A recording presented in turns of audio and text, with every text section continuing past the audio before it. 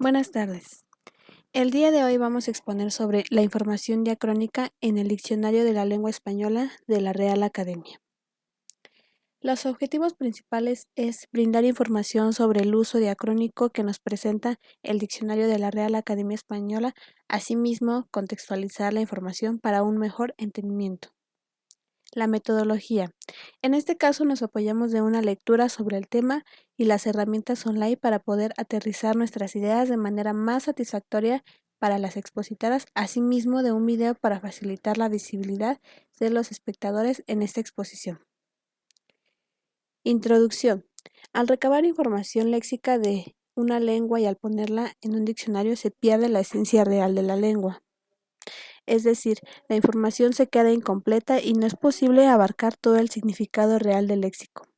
Cuando un lexicógrafo se da la tarea de comenzar un diccionario, tiene que escoger hacia qué aspectos debe de inclinar, si a los históricos, semánticos, gramaticales, estilísticos o dialectales. Macroestructura. Se refiere a un conjunto abierto de estructuras o variantes en una lengua que se unen en un inventario más reducido. De esta manera, aquí todo el léxico es una representación de las realizaciones concretas de la lengua. En el caso de la microestructura, es aquel cúmulo de información que el diccionario aporta sobre una palabra precisa. La lexicografía del español desde sus inicios ha sido marcada con una visión diacrónica, ya que se tomaron distintos textos del siglo VIII y el siglo XVII, y de esta manera se estableció el primer corpus de palabras del español. El actual diccionario de la Real Academia tiene entre sus páginas un amplio número de vocablos arcaicos debido a la tradición con la que se empezó y con el tiempo se ha ido modificando hasta la actualidad. Aunque se guarden vestigios lexicográficos de antiguas épocas, estos no son marcados en los diccionarios históricos.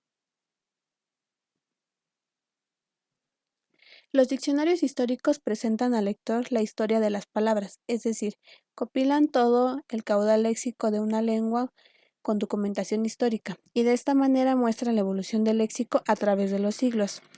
Todas son citadas con textos, fechas, grafías y aquel material semántico y morfológico que den a mostrar la historia de la palabra.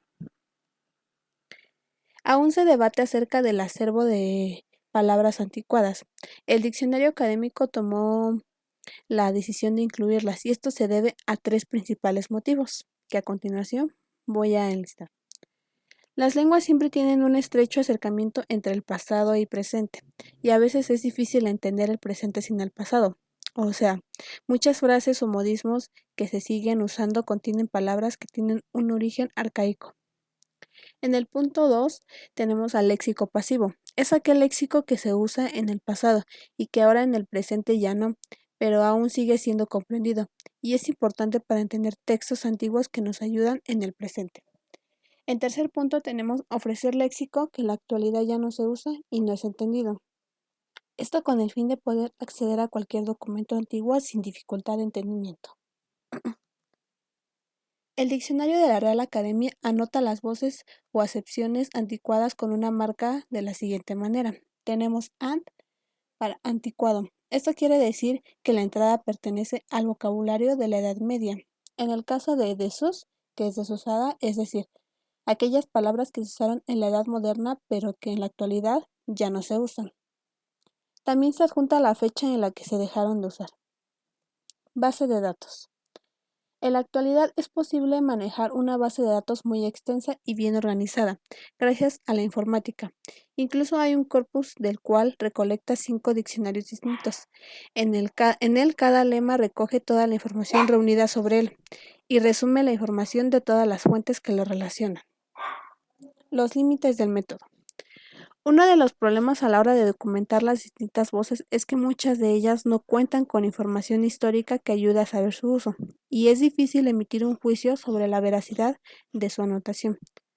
Un diccionario histórico sobre el español que esté culminado nos ayudaría a responder las distintas incógnitas acerca de las voces que no tienen ninguna referencia. Hay algunos textos que no podrían ayudar a fijar la historia de algunas palabras, pero suele ser muy subjetivo, ya que la información que contiene pudo haber estado en desuso desde antes o mucho antes. Bueno, a mí me tocó hablar sobre la notación académica. Yo quise empezar con una pregunta que era cómo se define la vigencia en las voces, ya que en esta parte del texto habla sobre cómo es que la vigencia de las voces o cómo es que las voces tienen nomenclatura dentro de un diccionario. Yo lo definí como un límite entre unos y otros, entre unas y otras nomenclaturas. Y el texto menciona que hay tres, que es anticuado, desusado y poco usado. Esto establece una forma clara entre las fronteras de cada periodo. Es decir, que para anticuado se refería a la Edad Media y para desusado a la Edad Moderna. Para poco usado era en la Edad Contemporánea. Estos sirven para fijar la vigencia de dichas voces en categorías. Eh, Hay una discusión entre el diccionario de la Real Academia Española y el diccionario histórico de la lengua española, porque las vigencias no coinciden entre ellas dos, ya que el diccionario de la Real Academia Española trabaja con historiografía y el diccionario histórico de la lengua española trabaja con periodos diacrónicos. Entonces su diferencia radica en cómo se le da o cómo se especifica el tiempo, cómo se especifican estas épocas. También otro inconveniente que hay dentro de esta nomenclatura sobre lo anticuado, lo desusado y lo poco usado es la distinción y la acepción de lo que es anticuado. Es decir, en el texto viene un ejemplo acerca de la distinción y de la acepción de las palabras. Y también hay una distinción entre la pérdida de la palabra y la variante formal. Um, es decir, que una palabra puede cambiar o puede desaparecer conforme pasa el tiempo y se vuelve obsoleta para el idioma. En el ejemplo del libro, bueno, del texto, habla sobre la palabra absencia, que es la actual ausencia, que aparece en el diccionario de la Real Academia Española como una palabra anticuada que se utiliza en la Edad Media. Y no se sabría exactamente cuándo desaparece debido al, al choque que hay con el diccionario histórico de la lengua española, porque ella lo ve como una distinción entre de pérdida de palabra y cómo es que llega a una variante formal. También hablamos de la caracterización diacrónica de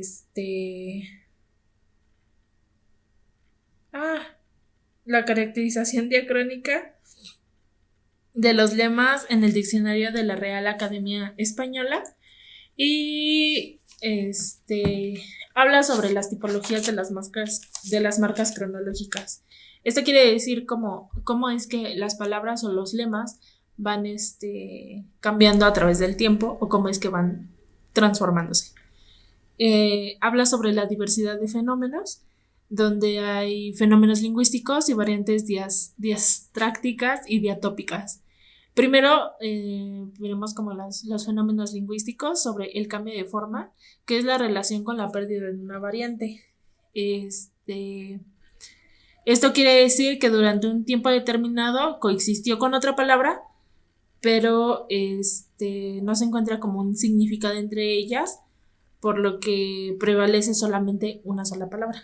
Y también hablamos de variantes morfológicas que tienen alternancias gráficas y o fonéticas dentro de su estructura.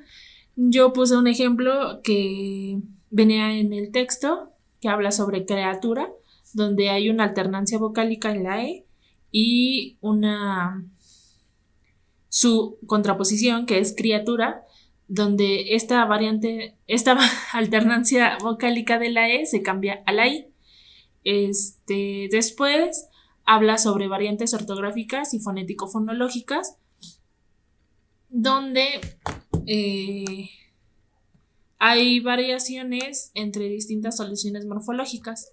Yo tomé como ejemplo la de amarañar y enmarañar, que dice que a lo largo de su historia las alternancias que llevan a cabo, más bien que se llevan a cabo, son documentadas dentro del diccionario de la Real Academia Española. Y después habla sobre las variantes diastrácticas y las diatópicas. Encontré que las variantes diastrácticas son como dependientes de un grupo social y que provienen de ciertos grupos o personas que hacen como un grupo social. este, Esto también es conocido como un sociolecto. Y las variantes diatópicas o dialectos son más allá de una pérdida de voz. Es decir que, por ejemplo, en el texto habla sobre cómo se pueden documentar las variantes dentro de un dialecto y que va hacia un dominio de la lengua. Esto pone el ejemplo de una empujada, que es empujón, correctamente anotada como anticuada, que era lo que habíamos visto en la diapositiva pasada, pero actualmente solo se utiliza en Argentina, Guatemala y Uruguay, dentro del castellano, dentro del castellano. Y para un ejemplo de lo que significa diatópico, o para aterrizarlo un poco mejor, es el caso de las palabras anticuadas como agrear o doctor, que se convierte agrear en agriar y doctor en doctor, que se encuentran como un vulgarismo. Aquí se podría tomar en cuenta que doctor y agrear es un sociolecto porque pertenece a un cierto grupo o una cierta, no estoy muy segura si dice como clase social, pero es a un cierto grupo social con ciertas características que lo forman. Y bueno, seguimos con el recuento y las estadísticas. La base de datos que se utilizó para obtener la información permite tener recuentos automáticos que sirven para realizar cálculos estadísticos que describen de forma general el problema que se analizó. Se entiende que cuanto mayor sea el número de voces tratadas, hay un menor margen de error. Bueno, ahora vamos a ver el corpus del DRAE 92. Este fue el que se utilizó en este estudio. Y en un inicio se tomaron 495 lemas con una marca cronológica. En la estadística se puede observar en el área azul que se representa el 5% de los lemas totales del DRAE 92. O sea, para este análisis se usaron solamente el 5% de todos los que había disponibles. Al concluir el estudio de cada una de las voces, faltó información para que pudiesen validar la información diacrónica de 192 lemas. Entonces, por lo tanto, a falta de esta información, se redujo el cuerpo o el corpus a 301 lemas. Precisamente de estos 192 lemas, representan el 38.94 del total del corpus que se iba a utilizar. Entonces se redujo un porcentaje considerable. Y ahora vamos con el recuento de los datos. Los datos obtenidos arrojan un porcentaje total del 63.45% de correspondencia y un 34.54% de no correspondencia con la información de las anotaciones de la DRAE 92 y la información de fuentes lexicográficas que se consultaron. Estos porcentajes incluyen las posibles correspondencias y las posibles no correspondencias respectivamente. Con las posibles correspondencias, en los 49 casos de posible correspondencia se catalogan de esta manera porque no se pueden sacar conclusiones exactas de ellos. Las posibles correspondencias arrojan más o menos un 16.28% de todos ellos. Estos se obtuvieron de otros datos y de otras fuentes como el Diccionario Histórico de la Lengua Española, que puede confirmar la información que trae el DRAE 92. Uno de los ejemplos es almadén, que investigué y significa mina, que se indica que está en desuso. En los 5 casos de posible no correspondencia, esto es debido a la falta de información sobre estos lemas, pero con los datos que se tienen se desmienten las marcas del DRAE 92. El porcentaje de las posibles no correspondencias es del 1.66% de los totales. Un ejemplo de esto es la marca de Esquito, que se le marca como anticuada porque se documenta hasta el siglo XVI, pero tomando en cuenta esto no sería anticuada sino desusada. Y bueno, los criterios de la RAE para anticuado tienen ciertas ambigüedades, por lo tanto se debe considerar que hay voces afectadas que representan un 25.58% de las palabras, y también hay un 9.34% de las palabras que les falta información dialectal. Pero pese a todas estas cosas, estos datos tienen una validez relativa. Ahora vamos con los cambios. Se hizo otro análisis sobre la información dialectal que se proporciona, en comparativa a otras fuentes. Con esto se hicieron algunos cambios en la definición del lema y de la marca diacrónica en un 19.88%. Los cambios de la definición del lema son 9 y de los cambios de la marca diacrónica son 90. Los cambios en la notación de la vigencia cronológica de los lemas. Y bien, los resultados de estas gráficas se basan en los datos que aportan las fuentes lexicográficas que se consultaron. Estas fuentes no permiten emitir un juicio definitivo acerca de todas las voces del corpus. El DRAE 92 añade o modifica las marcas de información cronológica del DRAE 84, que es anterior en 90 casos, para 36 de los cuales carecen de información suficiente. De los 54 cambios restantes, 41 son mejoras respecto a la edición anterior. Aquí podemos ver cómo un 79% añade una marca a un lema que no le tenía, y un 21% cambia la marca de un lema que ya estaba anotado.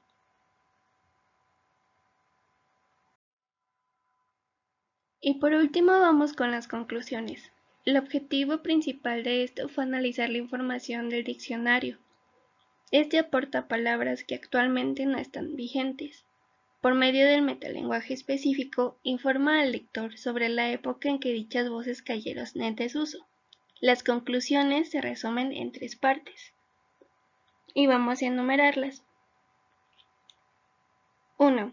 El análisis de las marcas diacrónicas en un diccionario de la lengua deja ver que los fenómenos lingüísticos son diversos y complejos.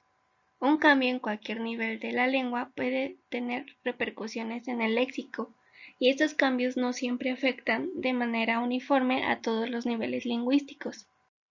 Número 2. La intención de la academia es fijar el grado de antigüedad de las voces por periodos. Se establece una escala cronológica en base a las edades históricas a la que corresponden ciertas abreviaturas. En la práctica, estas abreviaturas resultan confusas porque no se definen, y las marcas de anticuada se refiere a 2 realidades distintas. En ocasiones se superpone por el concepto de voz desusada.